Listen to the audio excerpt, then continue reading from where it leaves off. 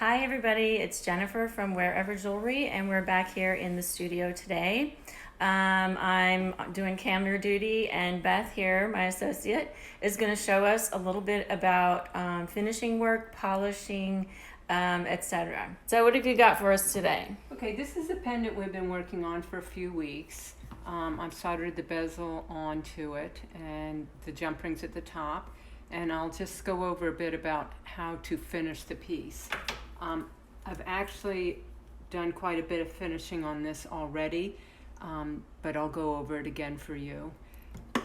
What I did first, because it was very rough and there was quite a large piece of silver sticking out underneath, I took this half round rougher file and I braced the piece that I'm working on so it won't move. It's important not to have it moving because this hand's going to move. So what I did was, this is the way I hold my file. I got it with an index finger. Other people do other things, but so I filed around and got that off the edge, which is the coarse work.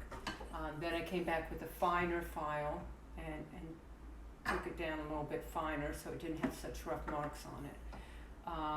Then after that, I took a sanding stick. Now this is a stick I've wrapped myself. This is 320 sandpaper. And again, with this braced, I just took this, sanded out the seam here, and then I graduated down to a finer sandpaper. And you can graduate as far down with the sandpaper as you want. I don't have any other sticks, but this there are sandpapers that will take this down to the point where it looks polished, a dull polish. So what I would do after that, well, let me show you what I need to do here because I need to clean up around the jump rings. I don't know if Jennifer can get in here. Yeah. This area here, here, and here, sometimes your solder flows out a little bit from underneath the jump ring. So I have a little bit of solder here. This is a Barrett file, and it only has the teeth on this side. The back side has nothing, and it comes to a fine point, and it can get into some pretty tight areas. You need to be careful of that point though, so you don't break it off. So what I'm going to do is just file that little bit of solder off.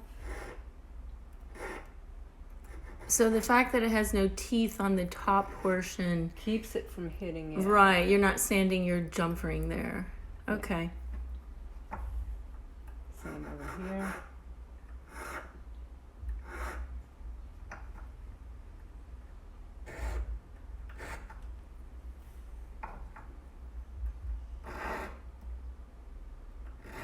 It's pretty clean in there. At this point, I could use a flexible shaft, or I can use a small piece of sandpaper.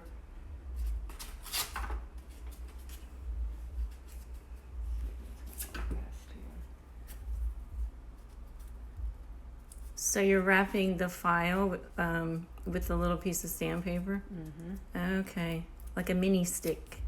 Yeah. So I just hold that in place with my finger. And then I just go. Now this, you have to be careful of the sandpaper on the top hitting the jump ring, but just go in real quick with this.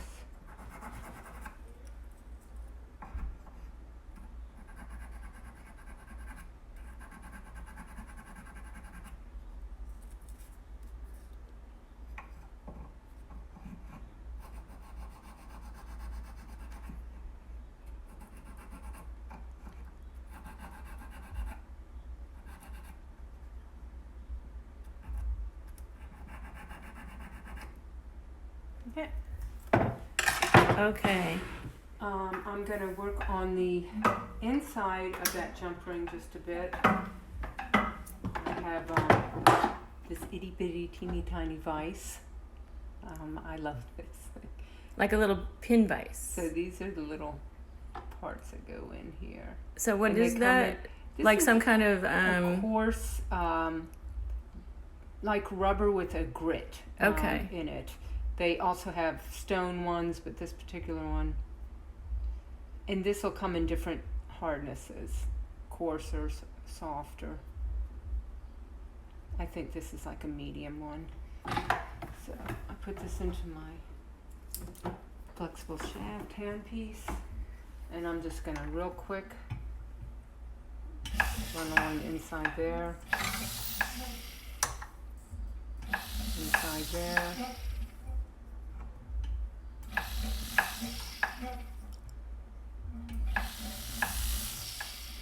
That's just a quick little cleanup. This tool is also good for, wouldn't use it on this particular piece, but you know, let's say you had something right here in this little corner that you wanted to get out. And this enables you to get in there. Keep it moving though, because if you keep it in one spot, it's going to dip it out. But it's good to get into little spots with that tool. Okay. Then these are some other, I don't know what material this is. It's like a rubber. It comes in different coarseness. This is very coarse and it goes down to a very fine. I'm going to use a medium. I think this is a medium to begin with because I don't want it to cut too much of the metal off. So these are on again in a flexible shaft. I think that's like the mint is like 1 micron or something like that, which is a pretty fine.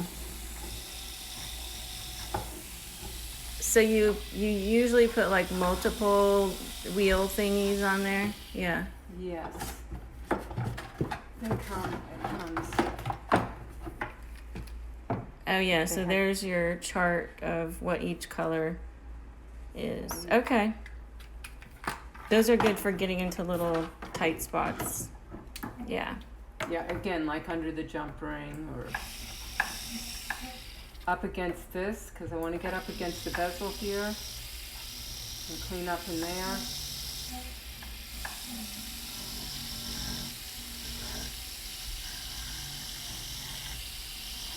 This should probably be a little longer, but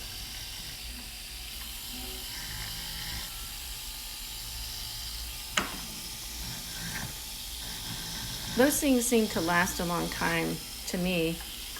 yeah, these are very nice little tools to have. And 3M makes those. I can't remember the exact name of them, but most Not jewelry. Craytex, it's No, most jewelry suppliers carry that.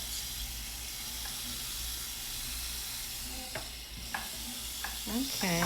So this is cleaning up here, because I have a lot of little nooks and crannies. I can kind of get down in there, get up against the bezel.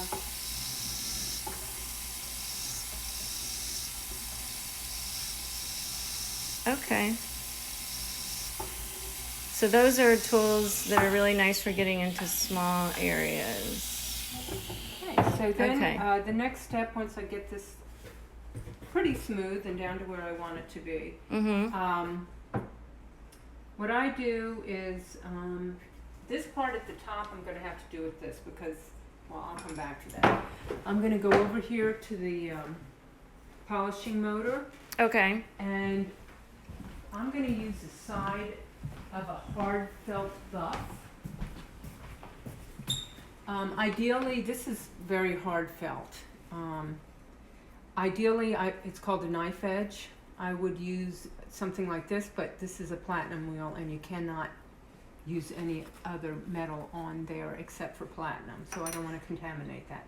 So, Because you've already used it for a particular thing, or Yeah. in general you only want to use that type of buff on platinum?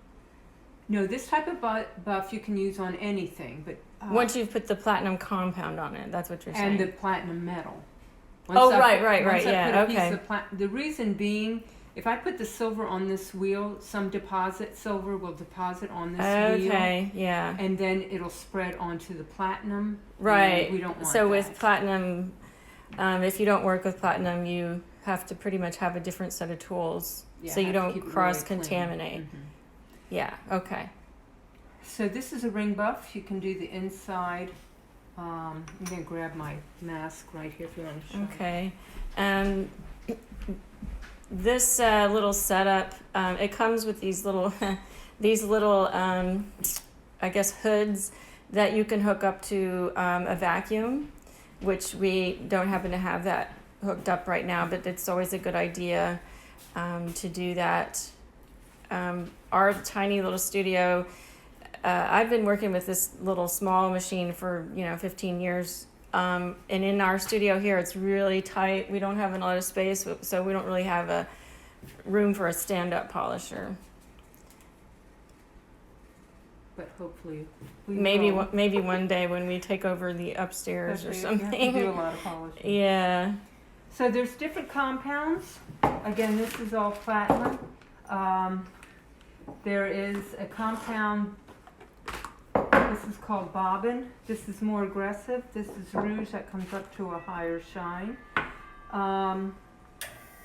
What I do is I take the edge of this hard buff, and if you can see, Let's see. Oh yeah. Okay. so that gets in there nicely. Plus I can get a right angle here too, on this. And I can do the top of the bezel. So you're kind of using the side of the buff there? Yeah, because Oh, okay. All right. and I don't have, otherwise that's why I would normally use this. Okay. So this area here,